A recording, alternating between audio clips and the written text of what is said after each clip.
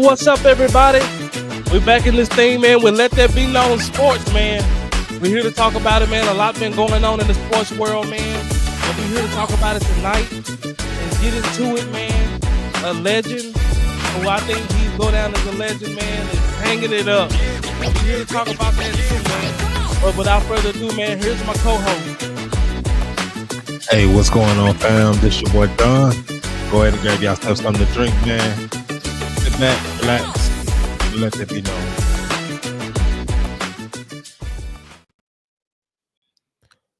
Hey, what's going on? What's going on, man? Nothing much, man. Nothing much. Been looking into this, what's going on in the sports, man. The game, it's weird because the games has been, I guess, competitive, but there's still no big level of excitement behind these playoff games. Like, none of these are really trending, and I just think it's because there's no big name star in these playoffs. Have really good players, don't get me wrong, really good teams. Have star talent, but don't have the star aura of the way they carry themselves. And I think the stars of the teams, for most of the teams, are starting to not get liked by a lot of people. And I'm talking about like SGA. He has taken on the nickname the free throw merchant.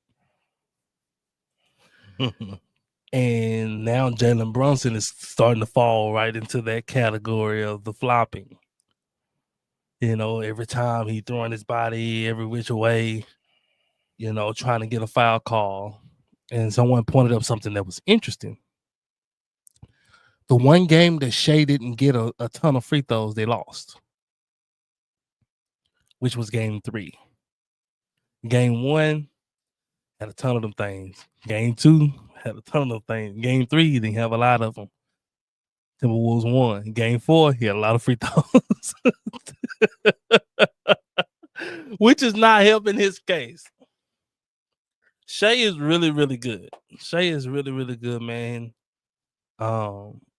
He's really, really good. He is a bucket. But do I believe that he's a free throw merchant? Yes, I do believe he's a free throw merchant.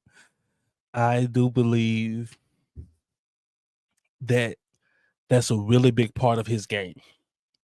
And if he can't get to the line, you see a significant difference in his production or his impact on the game. And I mean, it's been evident. The games that he don't shoot a lot of free throws, the OKC struggles.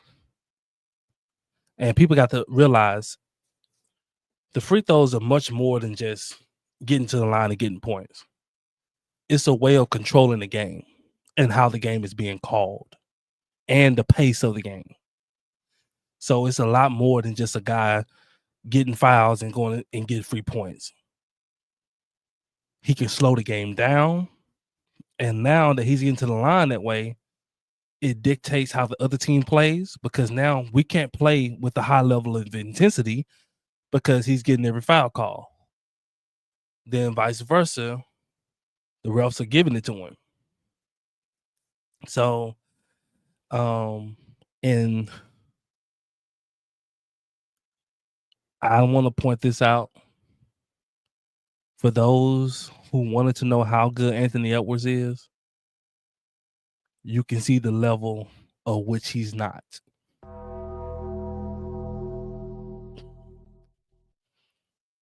Anthony Edwards is good, but Anthony Edwards is nowhere near the top 5.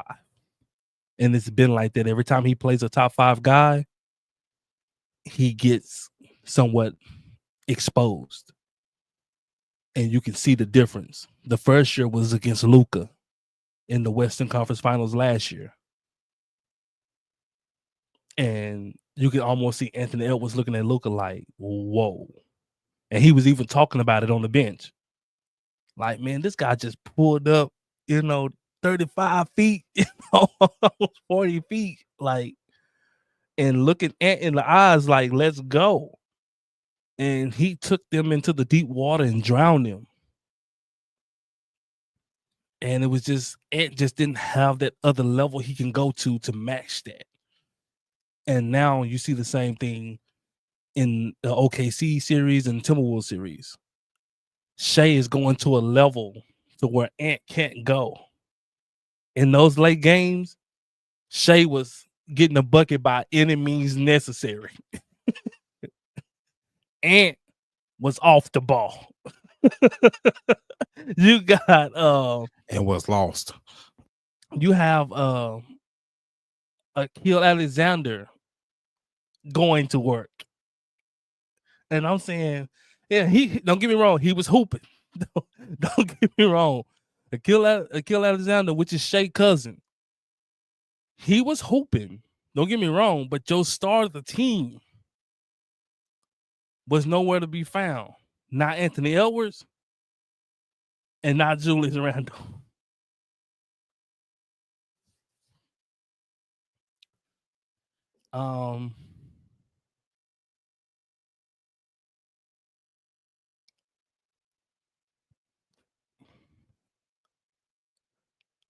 I think that I think the Timberwolves are going to stay with what they have, but in hoping that Ant grows into the player that they, that the potential that he has. Because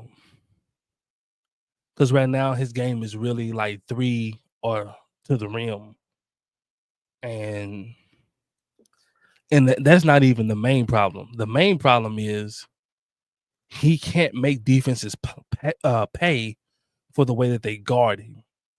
So when he coming off screens, they're showing him multiple bodies, and he can't make them pay for leaving their man. And high-level basketball players can do that. The players in the top 5, they can find the open guy. Shea did it last night. When they started sending multiple guys at Shea, he was swinging that thing. And his teammates were getting wide open looks. Shet was killing them with wide open threes. J-Dub, wide open threes.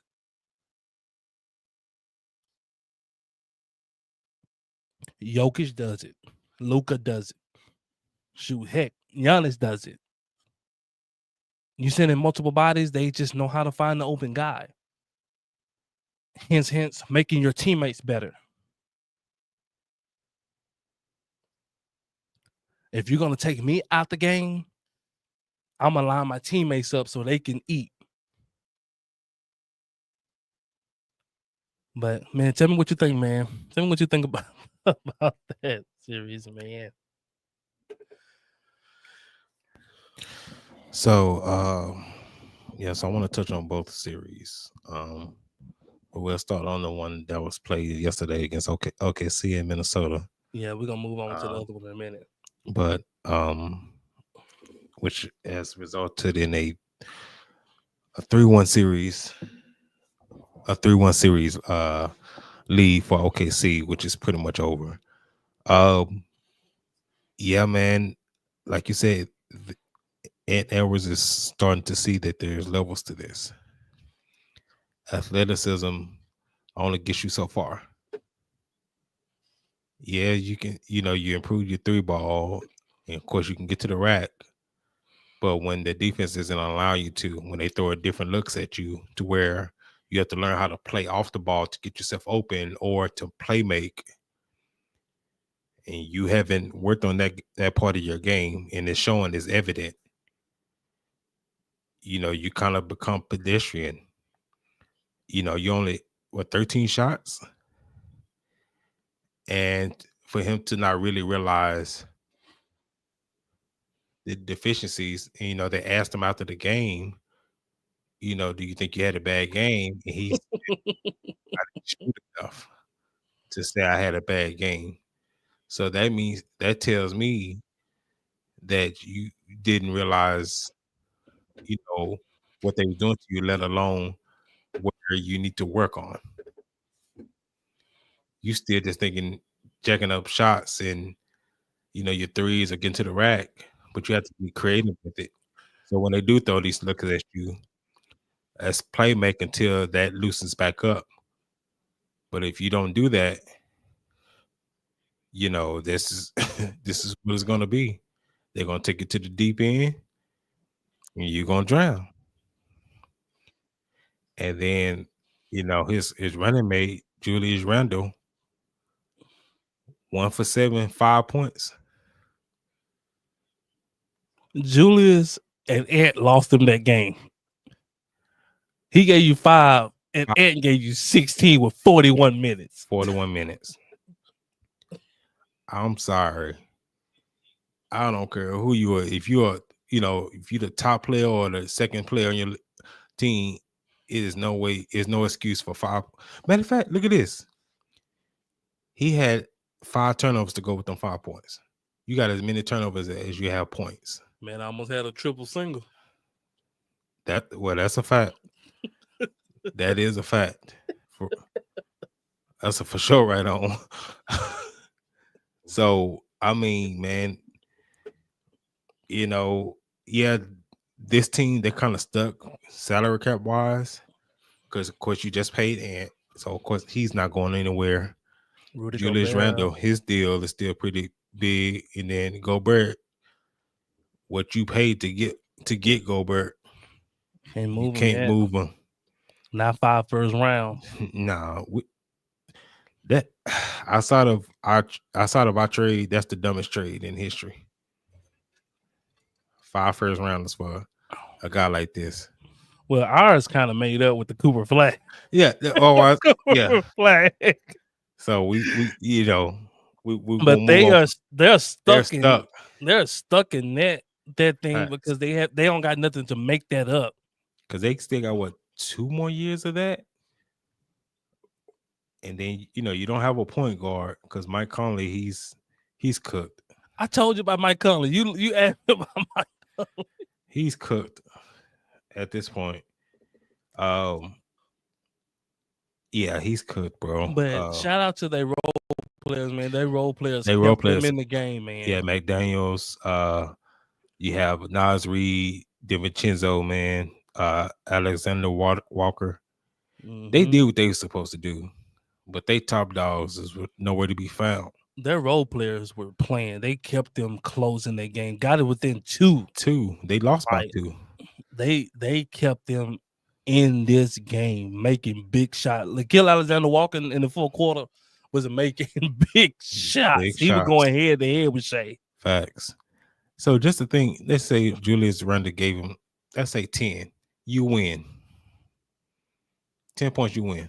But I don't even think it's always just necessarily the points. Like when you watch the game, his effort Ant looked defeated. Like he didn't look like he wanted no smoke. Like it's the fourth quarter, and Anthony Edwards is sitting in the corner. What I noticed about him, and I noticed this when he played Dallas, when he's challenged and he can't figure it out, he checks out. He checks completely out. He don't try to figure it out, try to work it out. He checks out completely. It's just like, man, ain't nothing I can do about this, man. I can't do nothing about this. That he checks out. He don't try to work through it. He don't try to figure it out. He checks out. True. You have any more in this series before we get to New York and Indy? Yeah, my pick was right. OKC going to if you didn't know, these are the 2 teams I had in the Western Conference Final. Now, granted, I thought it was going to be I thought it was going to at least go to 6 games. Yeah. I had OKC winning this series, but I thought it was going to at least go to 6. But they're going back to OKC, and this is going to be over. Oh, yeah, that's another thing. Yeah, you going back to OKC. Yeah.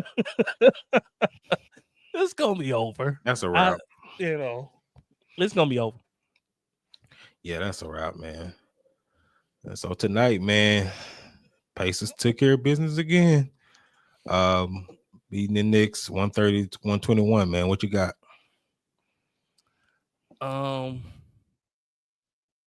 The Pacers are the new Boston Celtics. They're the Boston Celtics of last year. Explain. The reason why I say that is Boston Celtics are known for getting it done by committee. It's easy to look at that rap sheet, and you can go down that rap sheet, guys, 15, 17, 20, 25. Like, they get so much help from everybody. They're not so top heavy to where it's like, man, if our guys aren't playing well, we don't really have nothing else. And like, when you look at the Pacers, their production that they're getting from everybody is very Boston. It's very like Boston. Like, when you play with Boston, reason why it's so hard to beat them, because they get production from everybody. Everybody can hurt you on Boston. Like, you can't help off of nobody. That's what I mean. Now, do I think Boston have, better players at the star position? Yeah. But do I think that the Indiana Pacers play similar to Boston? Yes. And the difference is Indiana has a playmaker at one of their best players, which is Halliburton. He's going to make sure the ball gets to where it needs to be, and he's going to make sure everybody gets involved. And he's going to help you out on the points as well. Now, he don't play the best defense. He don't play the best defense, right? But he has such good defenders around him that you can make up for that. And I keep saying this. This is the thing that's the kryptonite for the Indiana Pacers. You got to slow the game down. You just have to. That will give them problems. You have to slow the game down. You have to make them play in the half court as much as possible. But if you think you're going to come out here and you're going to run against the Indiana Pacers, you're sadly mistaken. The only team that I think that can match their level of running is probably OKC. They're another team that you just don't want to get out in transition. With all those guys they got on the wings, you just don't want it. You just don't want that. With SGA, J-Dub, Caruso, Shet running, just all these guys running, Case and Wallace, you just don't want those guys out running. You want them to play in half court as much as possible. You want it to be Shea, just Shea. But when they run, that opens the floor for everybody to eat. And that's the same with the Indiana Pacers. And Tom Thibodeau is getting out-coached. Rick Carlisle is whooping his tail. That's what I'm talking about! That's why he's the MVP! That's why he's the GOAT! The GOAT! Shout out to Rick Carlisle. Rick Carlisle. If y'all haven't watched the games or watched a little bit of what Rick Carlisle is doing, like he's in his, like, I ain't got one in here, but he in his bag. I gotta get me a bag in here. Rick Carlisle is in his bag of what he's doing and how he's manipulating the game. What they're doing by taking Jalen Brunson off of the ball, they're making him get off the ball. They're putting so much pressure on his teammates to perform out of rhythm. It's crazy. And with the ability, this is the X factor of why they're able to make that happen. It's because they can play call after the town straight up, and they don't have to help with Miles Turner. That's the X factor. That's a fact. Now, if Karl Anthony Towns had a mismatch, you'd be in trouble. Because now you're able to go to Karl Anthony Towns in the post, and now you're in trouble. But Karl Anthony Towns can't post Miles Turner. So he has to try to take Miles off the dribble. And that'll work a few times here and there. But are you really going to base your offensive thing off of Karl Anthony Towns taking people off the dribble all night? No.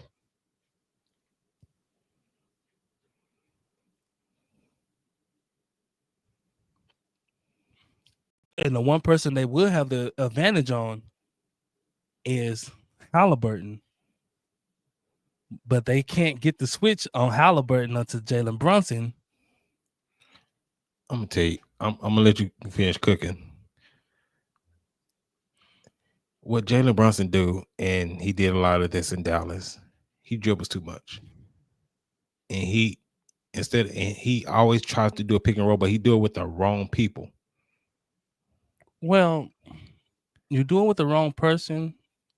Also, this goes back to what I said at the beginning of the season. If your best player is a small guard, You're in trouble. You're in trouble. One, because of the fear they might not hold up. Two, it's because they're one-dimensional. Jalen Brunson, they're guarding him with a big guy, with a bigger forward. So Jalen can't work in the post. So Jalen is stuck outside versus him being guarded by another point guard. So what Carlisle is doing is really jacking their game plan up. Now, this is something that I think that Tom Thibodeau could do that could combat that.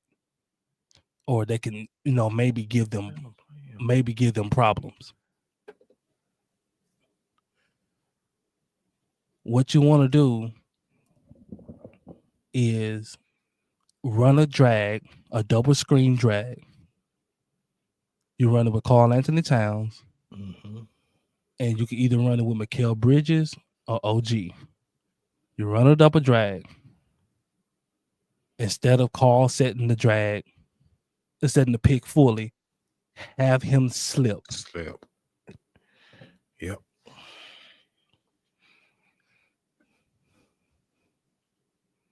It will jack them up, because what's going to happen is or do it with whoever Halliburton is guarding.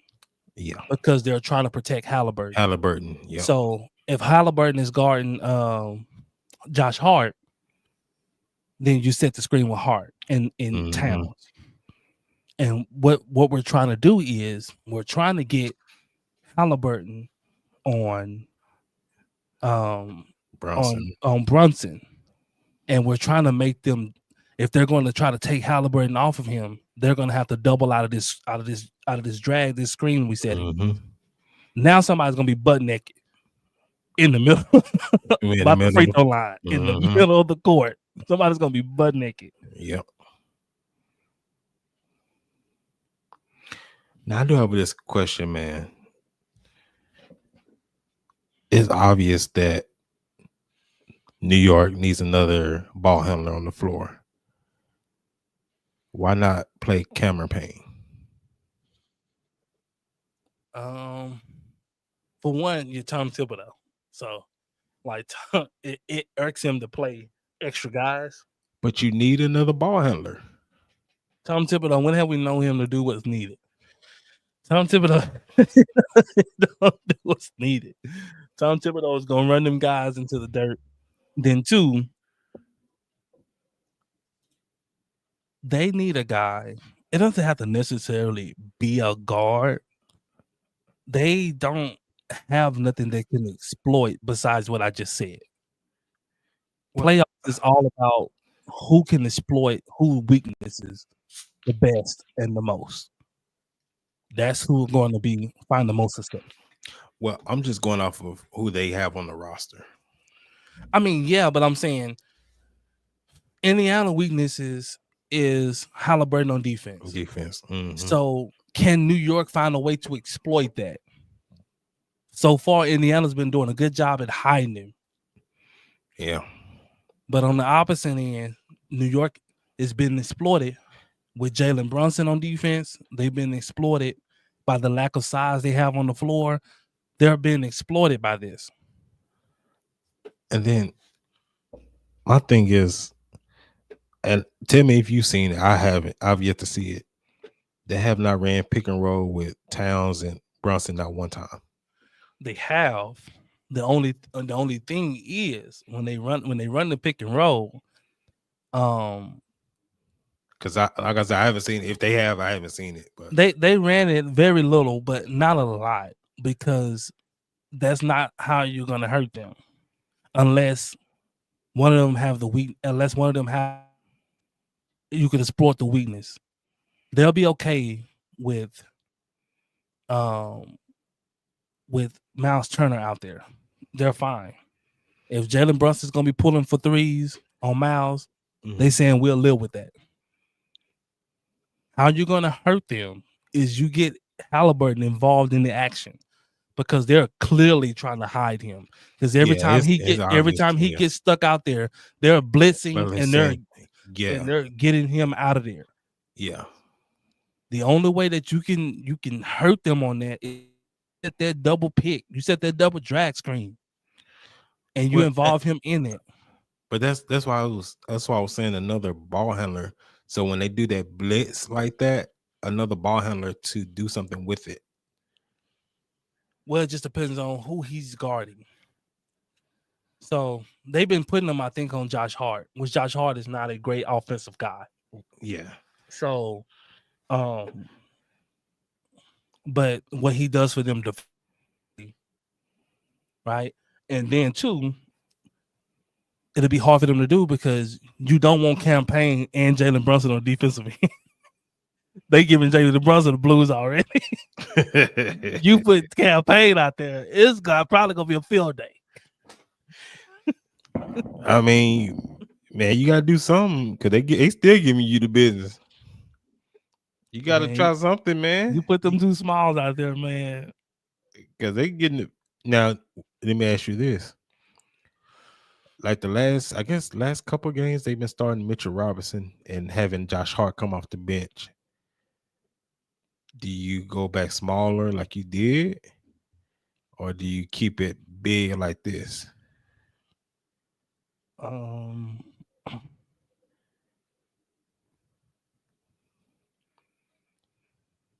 I would probably go big. I would probably go small, and the reason why is because you're already offensively challenged. And you already don't have a lot of things that you can attack offensively. And this is where, like, playoffs really, really show you how good guys is. If you had a Jokic, if you had a Luka, if you had some guys like that who just create a problem where there isn't one. No one, yeah. who know how to manipulate a defense. Like you don't have that. Like Jalen Brunson, don't get me wrong, he's been good all season. He's a really, really good player. But this shows you the difference between top 5 guys versus guys who are not. They're good, but not great. They ain't that. Let me ask you this. And it's just off of just experience. Do you think PJ Tucker can give you anything? Because he can guard multiple positions. I would probably try him out. I mean, at this point, you got to throw some at the wall and see if it'll stick. Because Indiana not only feel like they can beat you, but they got the confidence to feel like that you ain't nothing you can do to stop us. And like I say, that's the playoffs. That's what playoff basketball is. Every team has a weakness. Can this team exploit your weakness better than you can exploit theirs? Mm-hmm. That's playoff basketball. Can your best player exploit us? I mean, that's my thing. It's like, and we know this is Tibbs. This is Mo. This has always been his Mo. This has always been his Achilles heel. You got guys over there, and you're not even trying to see if they can even help. I mean, like I said, you got PJ Tucker, who's been successful in the playoffs, who's guarded multiple positions, can hit the corner three. He can, he's proven. He's proven. But you don't even put him in the game. He got so many DNPs. I mean, now you're down 3-1, and you keep cycling in the same 7-8 players and getting dusted. But this is how they're gonna go down. They gonna play. We know what's gonna happen. They gonna play the same 7-8 players. He like Glenn, man. He gonna go down with the ship, playing 7-8 players, and they gonna get dusted. They gonna get ran out the gym, especially with Halliburton. They say his dad can come back to the home games, so he finna cut up. Excuse me, everybody. So he finna cut up. Man, he was out, man. He was at the bar cutting up.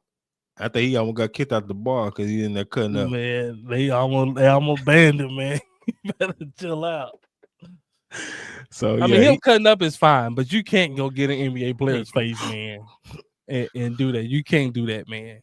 Man, now if you want to go to the wrong one, you want to sit in the sideline. Now if Giannis had to reach back and deck you in your face, then you've been looking to sue.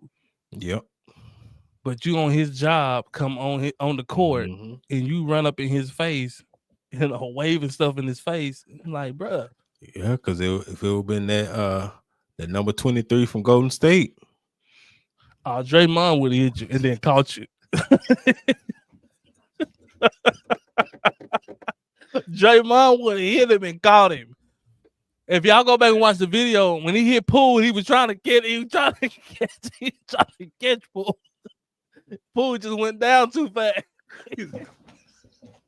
Like he very generous, man. When he do it, man. When he choked Rudy Gobert, he just had him. He just had him in the chokehold. He laid him down like an altar worker. Man, you try to stuff with the wrong person, man. And had there been Isaiah Stewart, somebody, man. Yeah. Had there been Najee Marshall or something, they probably hit you. And Najee Marshall, he knock you out and then make a pain about you. Man, like that. So man, you can't do that, man. Now you taking it too far. Now you can yell whatever you want to yell at. But when you come out on the court, that's a whole nother different ball game, man. I want to touch on this. We just touched on this a little bit. I heard the rumors of the Phoenix Suns possibly interviewing J.R. Smith for the head coaching job. And I don't mean to laugh. Come on now, dog. Come on, man. And guys, I know everybody watching, I kid you not. I am not lying. If I could show you my phone. You lying, bro. It's everywhere. The Phoenix Suns will reportedly interview J.R. Smith for their head coaching job. Can you imagine? Can you imagine what the Phoenix Suns would look like with J.R. Smith head coach? Now, I don't know how his name even got brought up for a job. Like, well, you know who the GMs there, don't you? James Jones. I know that, but I'm saying as far as they played in Cleveland together, so like you have these veterans on this team you probably would want to look for somebody with some experience with dealing with having to coach these type of personalities and things of that nature. If I was a GM, that's what I'll be looking for. A guy who can kind of deal with these kind of personalities. I think he would kind of be like a homie to them versus like a coach.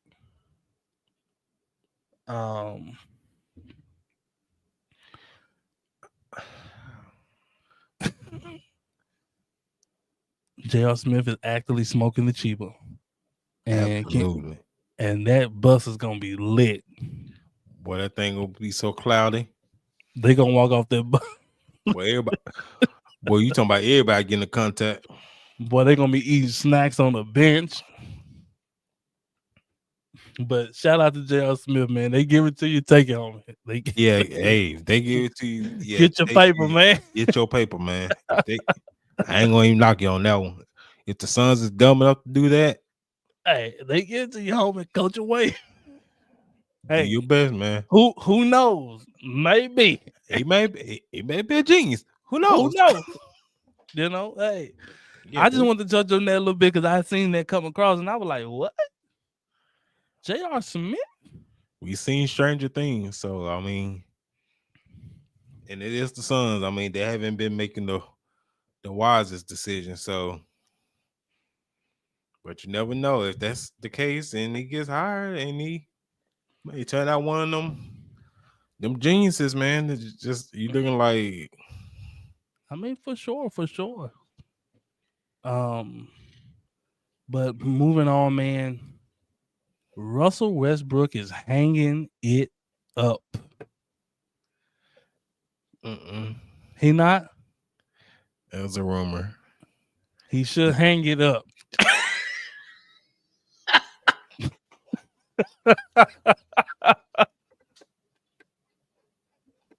Russell should hang it up while he's on top. Now he is having hand surgery. Because Russell, he said to me. Well, because star players can suffer from this. Like they don't know when to walk away. They're the last ones to know. And like now, if he was still playing at a very high level, I would say, hey, get it out your system. You're still playing like LeBron, still playing at a really high level. Now he's not prime LeBron, but he's still giving you 20. You know, he's still playing at a high level. So that can justify him still playing. But Russell, man, he's like, man, he's like 7 guy, 8 guy off the bench, sometimes 6 man. I just think he need to hang it up, man. He had a Hall of Fame career. I hate that, he probably not going to win a ring. I was kind of hoping that he was going to get close, to winning a ring, but it don't look that way, man. But also diving into our Dallas Mavericks, man. What happened? Hold on, before we get cooking on the Mavericks, man, I just seen this. And we don't have to stay on this long, but Sean Kemp, he pled guilty to assault charge, shooting at 2 guys in a mall parking lot. Mind you, Sean Kemp is 55 years old. And I think he gets sentenced in August for shooting at 2 guys at the parking lot. 55 years old. This one, I just came across my feed there, man. But we can move on, man. Man, there's a saying that we will say, old fool used to be young fool.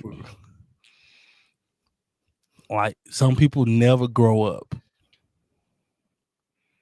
Like, man, that pride thing is a killer. You should have pride about yourself, man, but it shouldn't control you to the point to where you don't know where to walk away. Like, obviously, he got into it with some guys. and thought it was going to be a brilliant idea to pull out his heat and start firing at these guys, when he could have simply just went on about his business. Now you're going to get out, you know, you probably going to be what? They probably going to give you maybe, what you think, give about 10 years, 7 years? No. So they What he plead to? So he pled to was it second degree? Let me see. So to an assault charge. So he pled guilty to a second degree assault. So that cuts down on a lot. So they're recommending 9 months in jail. Yeah, okay. And then a year of like on being on Probation. papers and restitution. So they try to keep it light on him. Considering luckily he made a deal. Yeah. So they say if you plead, if you plead, then this is what we can do. Now I think if he had fought it, then yeah. Fought it, probably would have got like 10 years, 15 years. Yeah. So he can no longer have a firearm. I mean, of course. So then I give his sample DNA to the database. So which goes, with that, but yeah. So it's kind of getting off, like considering, but it's stupid. You shouldn't at this big age. You 55 years old, bro. You still out here running like you a YN. Come on, dog. Come on, man. Grandkids gotta go see grandpa locked up, man. But man, I guess it is what it is. That's the life you want to live, man. I guess you live it, man. Yeah, it's your life. But moving on, man, to our Dallas Mavericks. Man, reports come across that we are the favorites to get Chris Paul. Now, for those who might not remember, I brought this up because the Mavericks were shopping, looking for a point guard to hold down the fort until Kyrie comes back, until he's ready to play, which is the earliest Christmas. The mid will be towards the end of January, and then the late will be maybe towards the end of February. So those are the things you're looking, are facing. They say he's doing really good. He's on track to come back possibly early, but you never know. So they want to get a point guard in there that can kind of hold down the fort until he gets back. And they was really looking into Chris Paul and Jrue Holiday. But of course, Jrue Holiday is going to cost a lot because you have to trade for him. Chris Paul is a free agent. You don't have to trade nothing for him. So, how you feel about the point guard search, man? Man, I mean, yeah, he's an option. We did, speak on him a while back, man. I mean, I think he will be, pretty solid, man. For what we need here, we need a floor general. Bad. We need a leader in the locker room, which would help. While Kyrie is getting back. And I even heard like a real faint rumor about possibly Lonzo Ball being an option. I'm not sure if I would touch that, considering he's injury prone, man. Injuries. Because when he's on the floor, yeah, he's good, but he got an extensive injury history. But yeah, I wouldn't mind having Chris Paul here, man. You can get him for cheap. He's already been in San Antonio, so he can just come on up 35. And so I even heard of a rumor or a possible rumor, a murmur about them possibly even trading for Marcus Smart. I'm not too thrilled about it. I mean, for the point guard role, for the point, no, but He's good to have on your team. I wouldn't mind having him, but we need a floor general. But yeah, so that's just something that is kind of kicking around. But other than that, I mean, Chris Paul may be our best bet as far as what we need, because I think he can help set everyone up, especially AD, because that was like our number one struggle. We could not get him easy buckets. We could not get him. He had to work hard for everything. Also, I believe that Chris Paul is a guy he doesn't mind being a chess piece. Mm-hmm. So, like when Kyrie come back, obviously his minutes probably going to either decrease, it might go away. And so he doesn't mind. He doesn't mind being a chess piece. He might be a coach on the bench, or guy help guys in the film or develop guys. You go get a younger guy, he's gonna want to play. That's a fact. He's not, and so we know when Kyrie gets back, a lot of those minutes are going to be gone. Especially if Dallas gets to the playoffs. And then I also want to see the influence that he could have on a Brandon Williams. That'd be good. Teaching him how to be a bro. Or even a Jaden Hardy. The influence that he can have on them. He's a different type of leader. He's going to challenge you. He's tough. He's different from Kyrie. Kyrie's more of the big brother type. Mm-hmm. Chris Paul, like the uncle. Like kicking your butt uncle. Like the crazy uncle, like, dang near almost borderline fight you. So it's a different, dynamic that I think he can bring, that sometimes I think they need a little kick sometimes. Like, hey, let me ask you this. What about Pat Bev? I rock with Pat Bev. I do. But, and like I said, he's one of the guys I wouldn't mind having on the team as well. And I wouldn't mind him taking the place of Spencer Dinwiddie. That's a fact. I rock with Pat Bev. But we need somebody who can consistently run the screen and roll. Yeah.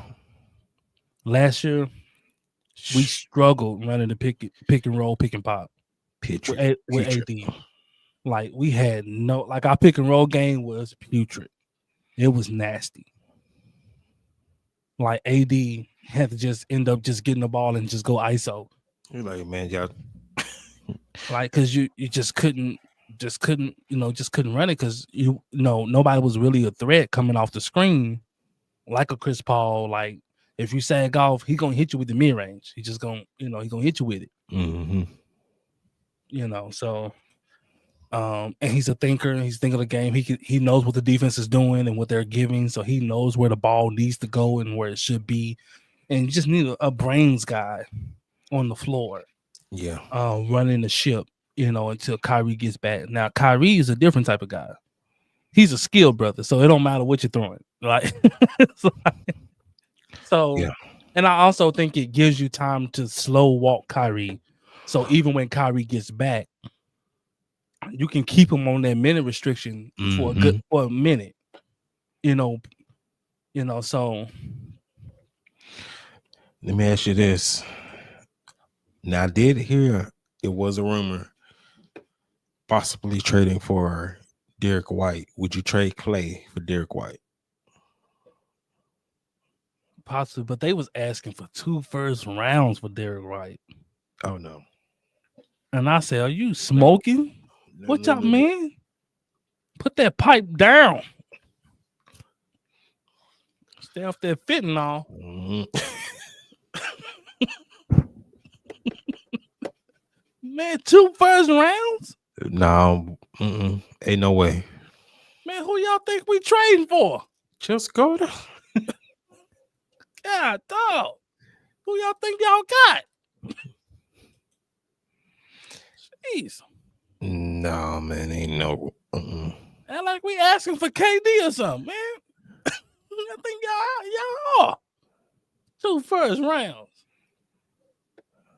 But knowing Nico, man, I can't put none past him, man. At this point, you can't put none past him.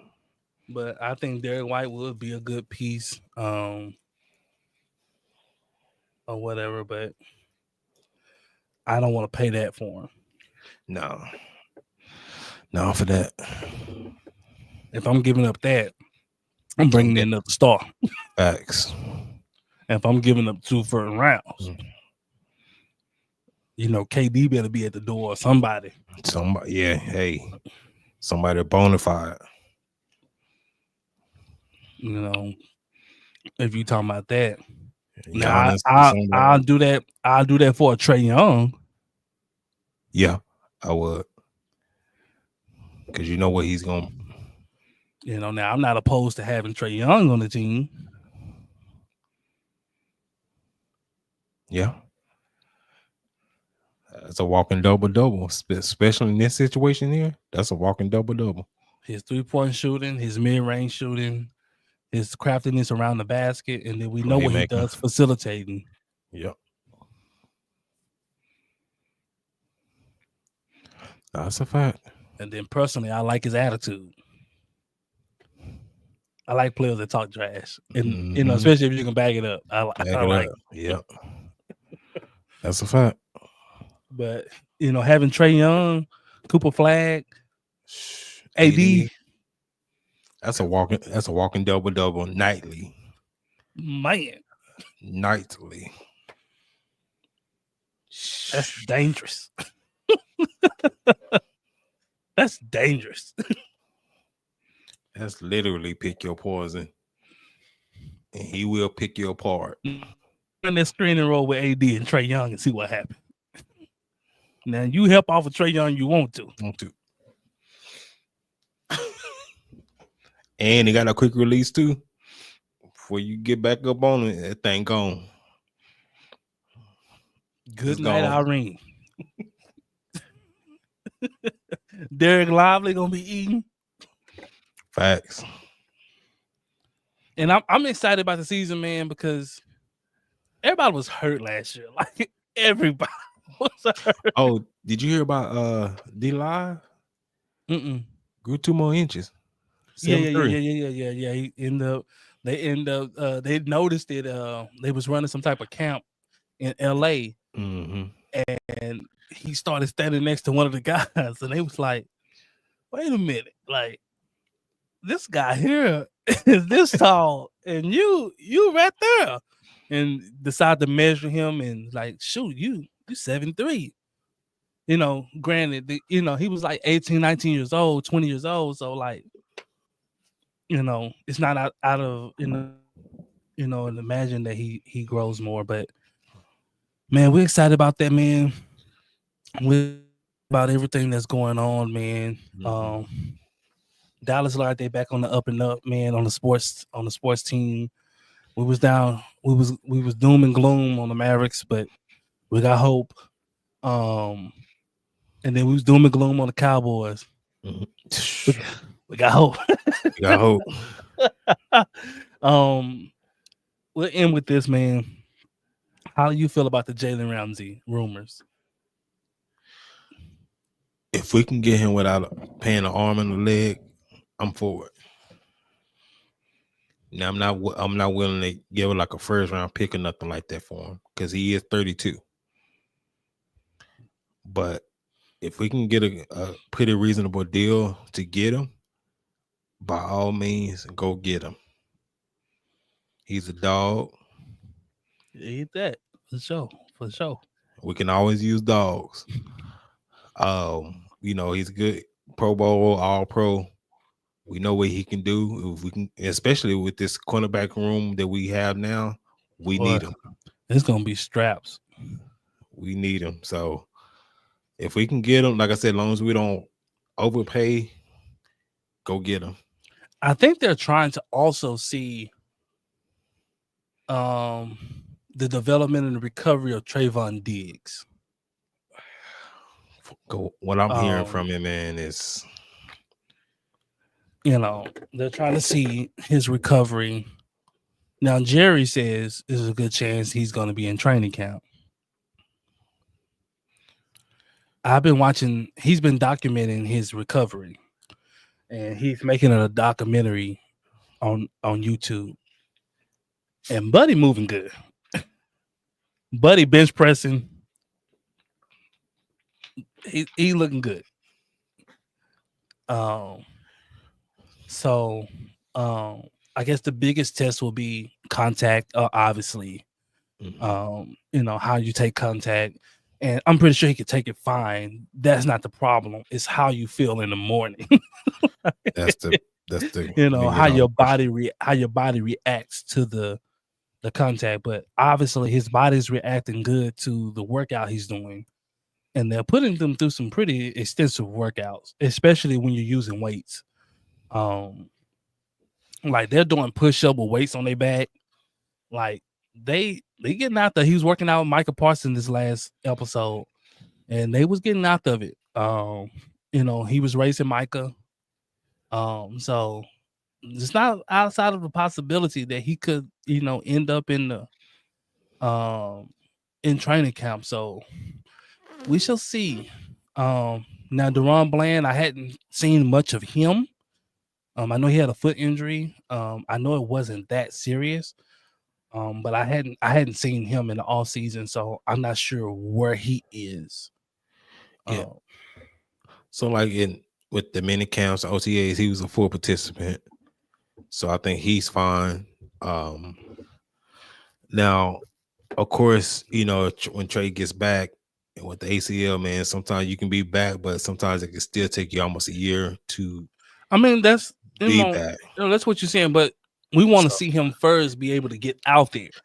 Yeah, because you won't know until a guy gets out there and he puts the pads on and how he's flying around, and when those linemen and receivers are blocking you and right. But my only thing is, man, I just don't want us to be stuck to where we're waiting on that and they just say he's out there and he's fine, but he's just not who he is at the moment, and we're stuck scrambling trying to find corners. You know what I mean? For sure. I mean, I'm all on board with getting Jalen Ramsey. I'm all on board with that. Because I'm not. Who is there anybody else that's possibly out there that? I heard that the Green Bay Packers aren't too scared to give away Jair. Really? But he just signed a new deal. I'm not sure. What about Stephon Gilmore? You can bring him back. I think he's stated he wants to come back. So yeah, he's a free agent, so you can get him for cheap. Yeah, and they just restructured his contract. But personally, I'm not too scared about the cornerback position. I have other worries. I'm more concerned about. I'll be more concerned about the linebacker position than anything. To be honest, I'm not. I think I'm not. I'm not saying I'm like, especially with Overshown out. Like I'll be more concerned about that because there's a lot of question marks there with those guys. Well, it looks like it, man. Overshown probably be back before Trey will. They said what's-it-called might not be back to November. Who? Overshown. They talking about for Trey, it might be December from what I'm hearing. But I mean, of course we can see, but yeah, that's gonna be interesting, man.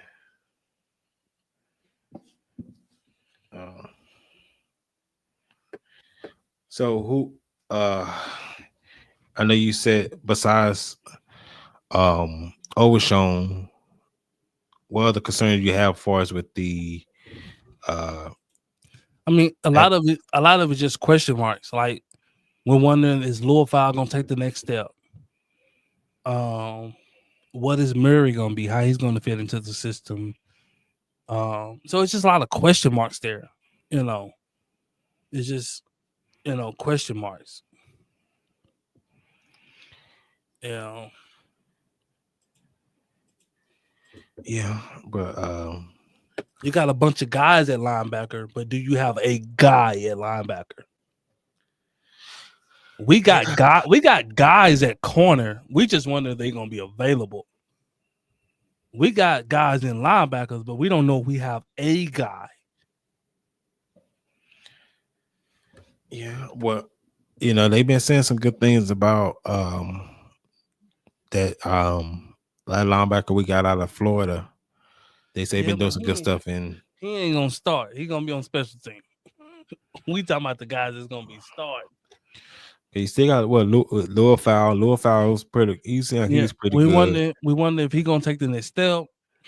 You brought in Murray. You brought in the guy from the Bears. Mm-hmm. Like, we just don't know. Like, who gonna be your shining star at the linebacker position?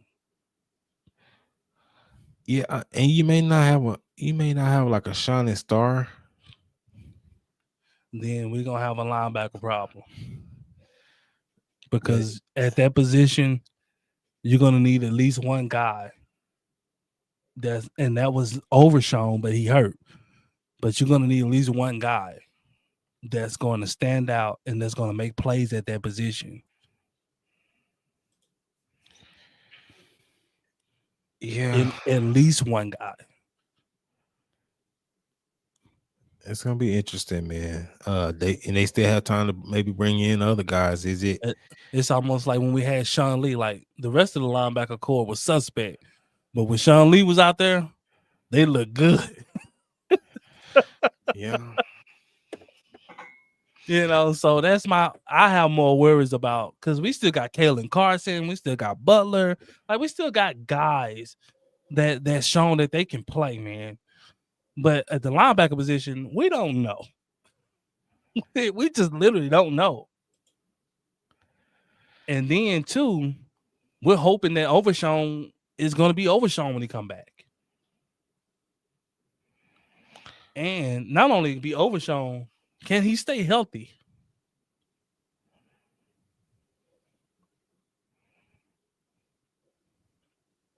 So that's why I say I'm more concerned about the linebacker position than I am the corner. Now, the cornerback is a concern, but I'm more concerned about the linebacker than I am the corner. Yeah, we shall see, man. Because hopefully Lua Fowl and Murray, hopefully those guys, step up and they are, like that. But we shall see, man.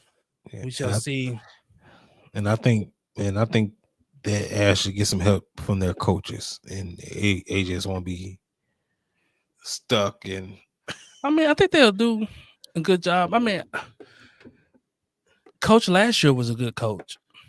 It's just like the coach can only do so much. It's like either you got that guy or you don't have that guy. It's like when Overshown went out, you could tell. It's like because when he was in there, he was blowing stuff up. He was making plays left and right. You need a playmaker. And we had playmakers at every level. You had Micah, Overshown, Deron Bland. Like you had playmakers. But then once those playmakers start getting hurt, then you start noticing like, oh man, defense looks shaky. Yeah. It's the same with the receiving. When CeeDee Lamb got hurt, you were like, ooh. Oh yeah. Man. Well, that's absolutely Who are they gonna go to?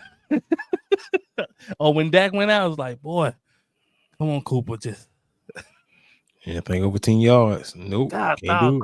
Cooper just wouldn't throw that. He couldn't throw that thing down there. Can't do it. Or even having, playmaker and running back, or you just need playmakers there, man. Yeah, you need great coaching, but you also need guys that can take the coaching and execute the coaching. Yeah. And so we, it's a lot of question mark. We shall see.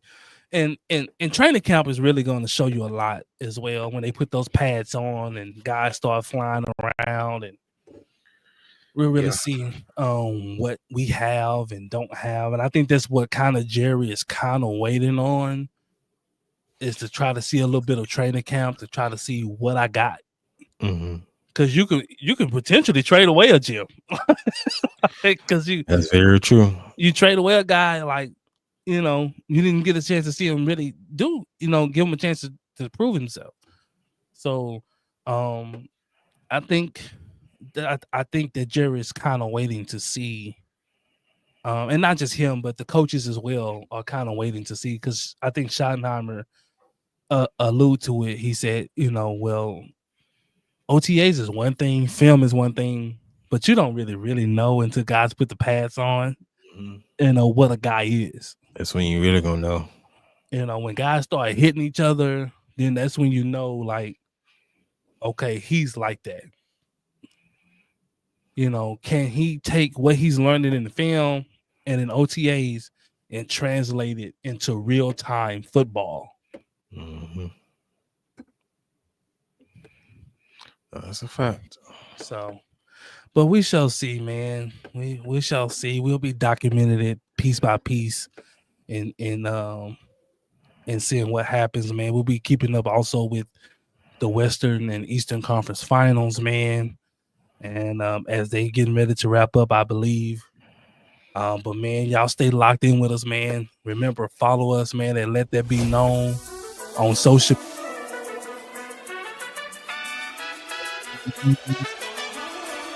So, man, remember, it don't cost you nothing to hit that like, hit that subscribe button, man.